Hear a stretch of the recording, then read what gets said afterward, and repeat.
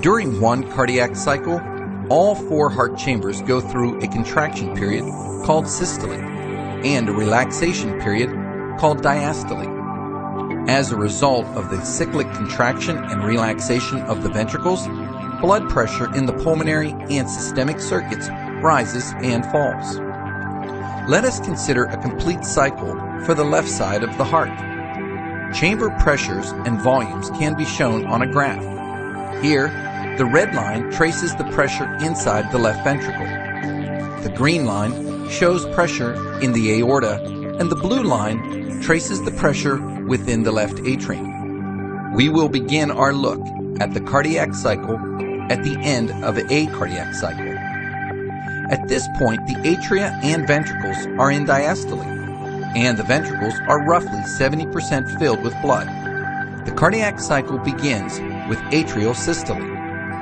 As the left atrium contracts, blood remaining in the left atrium is forced into the left ventricle. The left atrium then relaxes, and atrial diastole begins.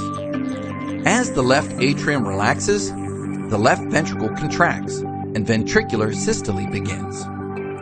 Ventricular contraction increases blood pressure within the left ventricle. When left ventricular pressure exceeds left atrial pressure, the bicuspid valve shuts, preventing blood from flowing back into the atrium. Ventricular pressure continues to increase until it exceeds the blood pressure in the aorta. At this point, the aortic semilunar valve is forced open, and blood flows into the aorta. When the left ventricle finishes contracting, it enters the period of ventricular diastole. Blood pressure in the left ventricle declines rapidly.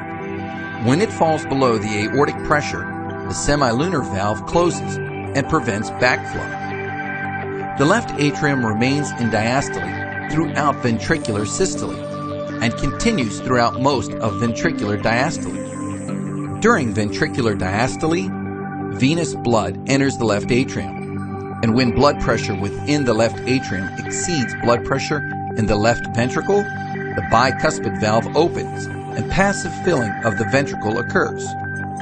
This continues until this cardiac cycle ends, and atrial systole marks the beginning of the next cycle.